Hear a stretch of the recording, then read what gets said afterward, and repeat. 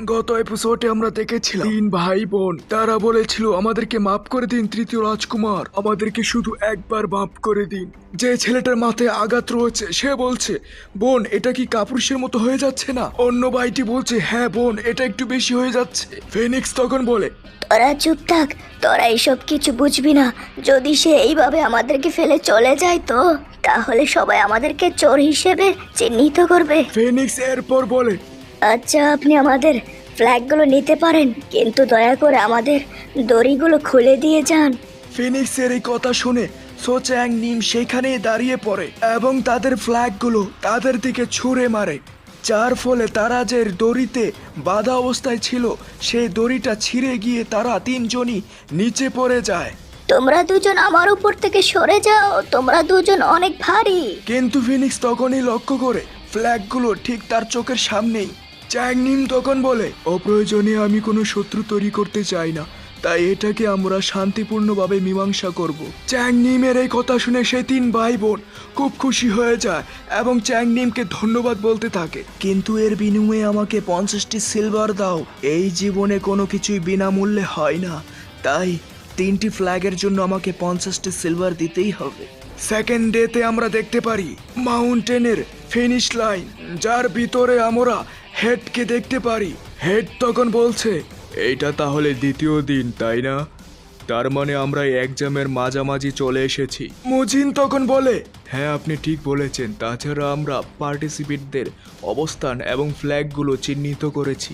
রাজকুমার জিনহু তার কাছে 3টি ফ্ল্যাগ রয়েছে এবং তিনি তার 2 সঙ্গীর সাথে পাহাড়ের অর্ধেক চূড়ায় পৌঁছেছে, এবং অন্যদিকে সেই 3 ভাই বোন যাদের কাছে 1টি করে ফ্ল্যাগ রয়েছে এবং তারাও পাহাড়ের মাঝামাঝি অবস্থান করেছে। সেইখানে থাকা 2 জন কর্মী বলছে, তাহলে প্রিন্স চ্যাং নিম তার অবস্থান কোথায়? এই কথা শুনে ফ্যামিলি হেড সে পিছনের দিকে তাকিয়ে দেখে, যখনই সো চ্যাং নিমকে সে পাহাড়ের অবস্থান দেখতে যায় হঠাৎ করেই তাদের মধ্যে একটি গ্রিন লাইট এসে পড়ে। মুজিন খুব অবাক হয়ে যায় এবং সে বলছে, আরে তুমি এইখানে?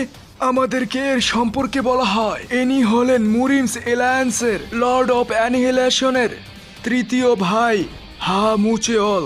সেইখানে হেড তো বলছে, হ্যাঁ আসুন আপনাকে স্বাগতম, কিন্তু মুজিন চেঁচিয়ে বলছে, আপনি এইখানে কেন এসেছেন? হা মুচিওল তখন বলছে, আমি একজন মূল্যবান অতিথি নিয়ে এসেছি এখানে। ফ্যামিলি হেড অবাক হয়ে যায় এবং সে বলছে, কি অতিথি? অ্যান্ড ফাইনালি সেই মূল্যবান গেস্ট সেখানে চলে আসে। এনার সম্পর্কে বলা হয় ইনি হলেন সিচুয়াং ট্যাং ফ্যামিলির এবং ইনি একজন পয়েজন কিং।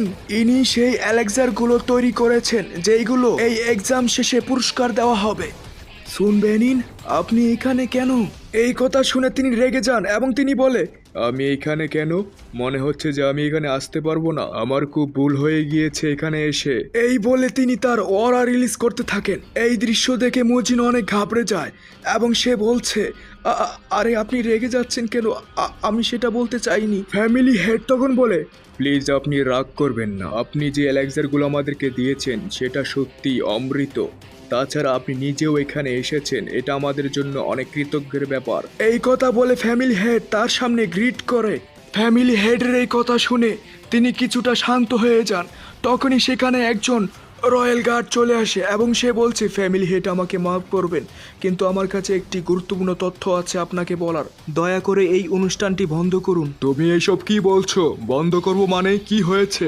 রাজকুমার চ্যাং নিম পাহাড়ে লুকিয়ে থাকা 20টি ফ্ল্যাগের মধ্যে 11টি ফ্ল্যাগ উদ্ধার করেছে এবং গার্ডসরা বলছে যে চ্যাং নিম তিনি নাকি প্রতারণা করেছে। এই শুনে ফ্যামিলি হেড এবং মুজিন অনেক অবাক হয়ে যায়। তাহলে যাও গিয়ে চ্যাং নিমের কাছে গার্ড পাঠাও এবং তাকে বন্দি করো। মাস্টার, আসলে ব্যাপারটা হলো যে আমরা আগেই গার্ড পাঠিয়েছিলাম, কিন্তু 3 জন প্রহরী যারা রাজকুমারের উপর নজর রাখছিল তারা অলরেডি রাজকুমারের সামনে পরাজিত হয়েছে। রক্ষীর এই কথা শুনে পয়জন কিং বলে, কি সেই ছেলেটা 3 জন গার্ডকে হারিয়ে দিয়েছে? তোমাদের এই রয়্যাল গার্ড যে কিনা একটি বাচ্চার সামনে হেরে গিয়েছে। এই কথা শুনে মুজিন সে ভাবছে, আমাদের গেস্টের সামনে আমাদের আর মান সম্মান রইল না। পয়জন কিং এটা একদম ঠিক বলেছেন। এই বলে মুচেওল সেও হাসতে থাকে। মুজিন তখন বলে, মুচেওল তুমি ওইভাবে হেসে যাচ্ছ? পয়জন কিং তখন বলে, এটা খারাপ কিছু নয়, এটা তো ভালো যে ভবিষ্যতে সেই ছেলেটা আরও শক্তিশালী হয়ে উঠবে। তাছাড়া ওই ছেলেটার কথা শুনে আমার বোনের কথা মনে পড়ে গেল। মুজিন অবাক হয়ে যায় এবং সে বলে, কি আপনার বোন?